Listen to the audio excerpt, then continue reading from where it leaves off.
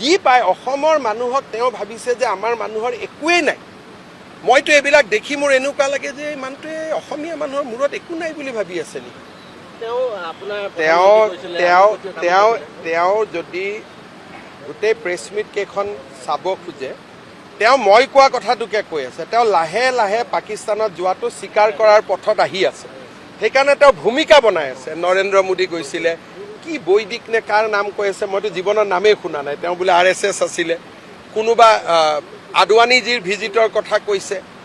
এনেকৈ তেওঁ নিজৰ ভিজিটটো জাষ্টিফাই কৰিব খুজি আছে। যোৱাকালি গোটেই দিনটো তেওঁৰ প্ৰেছ কনফাৰেন্সখনৰ লক্ষ্য হ'ল যে আৰু 6-7 দিনৰ মূৰত তেওঁ কৈ দিব যে মোদীও গৈছিল, ময়ো গৈছিলোঁ। সেইটোৰ ফালে তেওঁ বস্তুটো লৈ গৈ আছে। আৰু তেওঁ এইকেইদিন এটা প্ৰাইভেট ফাৰ্মো নিযুক্ত কৰিছে। তেওঁ এটা মেডিয়া ফাৰ্ম এটা নিযুক্তি কৰিছে তেওঁক পৰামৰ্শ দিবৰ কাৰণে। নামটো মোৰ লগত আছে। গতিকে এইবিলাক থাকিলেও কি হয়, তাৰো দুটা মোৰ লগতে আহি পৰেগৈ। গতিকে এইকেইদিন তেওঁ আণ্ডাৰ গাইডেন্স, তেওঁ এটা পটভূমি বনাই আছে স্বীকাৰোক্তিৰ পথলৈকে। সেইকাৰণে তেওঁ ক'ব লাগে মই পাকিস্তানত যোৱা নাই। তেওঁ কৈছে মোদী কিয় গৈছে। আৰে মোদী ভাৰতৰ প্ৰধানমন্ত্ৰী। আজি অহাকালি যদি ভাৰত পাকিস্তান শীৰ্ষ সন্মিলন হয়, পাকিস্তানৰ প্ৰধানমন্ত্ৰী দিল্লীত আহিব, নহ'লে ভাৰতৰ প্ৰধানমন্ত্ৰী ইছলামাবাদত যাব। কিন্তু লগত ভাৰতৰ বৈদেশিক পৰিক্ৰমাৰ মানুহ থাকিব, ৰৰ মানুহ থাকিব, IB থাকিব, পুৰা প্লেন মানুহ যাব।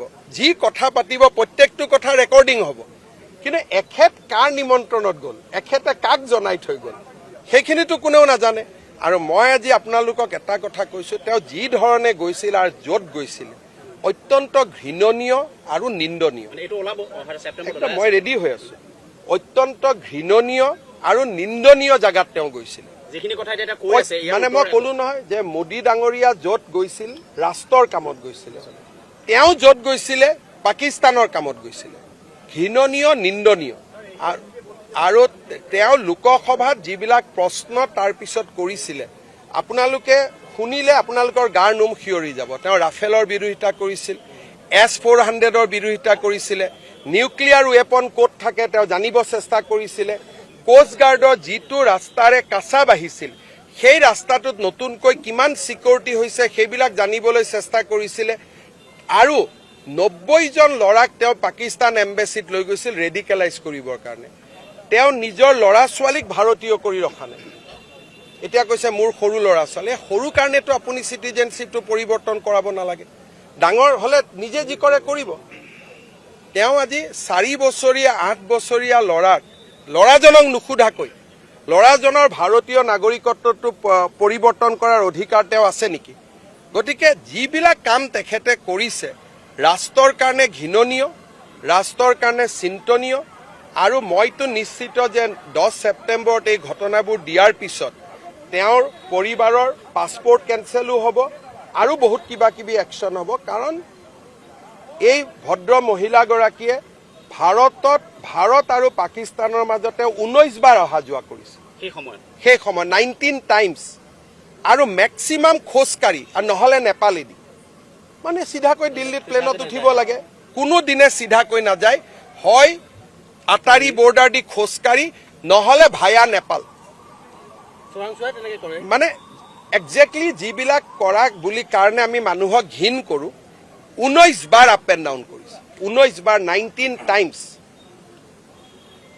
এইটোতো অকল গৌৰৱ গগৈৰে নহয়, তেওঁৰ ঘৰৰ পত্নী বা যি আছিল 19 টাইমছ ইণ্ডিয়া পাকিস্তানৰ মাজত কোনে অহা যোৱা কৰিছে আজিলৈকে।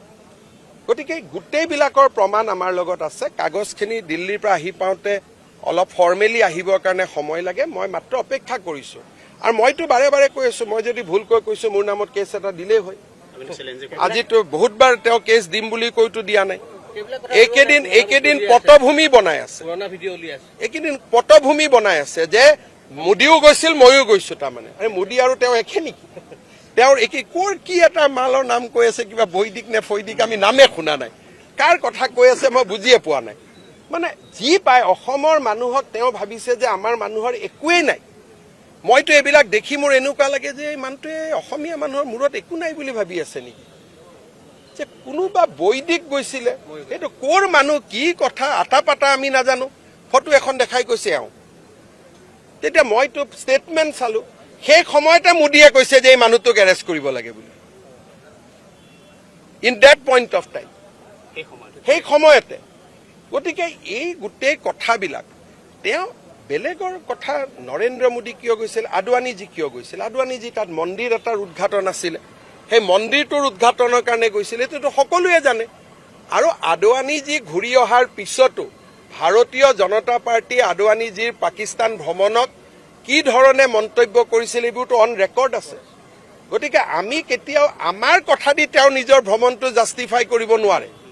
আমি এইবিলাকৰ ওপৰত, এতিয়া মোক কৈছে বাংলাদেশ কিয় গৈছে, আৰে বাংলাদেশ আমাৰ মৈত্ৰী ৰাষ্ট্ৰ আছিল, নুমলীগড়ৰ তেল আমি বাংলাদেশত বিক্ৰী কৰোঁ, আজিও পাইপলাইন গৈছে। আৰু মই লুকাই যোৱা নাই নহয়, মই সোণোৱাল ডাঙৰীয়াৰ অনুমতি লৈ গৈছোঁ, পাৰ্মিশ্যন লৈ গৈছোঁ, তেওঁ মোক এডভান্টেজ আছামোৱানত পঠাইছে, সেইখন আমাৰ বন্ধু ৰাষ্ট্ৰ আছিলে। এতিয়া যদি মোক কালি কয়, কালি পৰহি ধৰক ভূটান আমাৰ কিবা কাৰণত শত্ৰু হৈ গ'ল, আজি মই ভূটানত কিয় গৈছোঁ বুলি প্ৰশ্নটো হ'ব পাৰে নেকি? আজিতো ভূটান মৈত্ৰী ৰাষ্ট্ৰ। গতিকে তেওঁ কোনোবা এটা প্ৰাইভেট ফাৰ্মক লগত লৈ এই জবাব প্ৰশ্ন দি আছে, আৰু সেইবিলাকে তেওঁক আৰু কষ্ট দিব। কাৰণ মানুহে মোদীক তুলনা কৰাটো ভাল নাপায়, মোদীৰ সমালোচনাৰ বহুত ওপৰত গুচি গ'ল।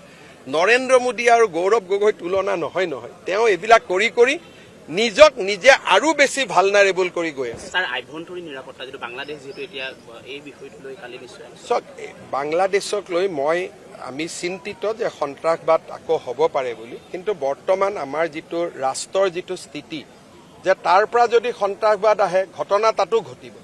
সেইকাৰণে মই ভাবোঁ যে আমি মোদীজীৰ এই নীতিৰ কাৰণে আমি বহুত পৰিমাণে নিৰাপদ।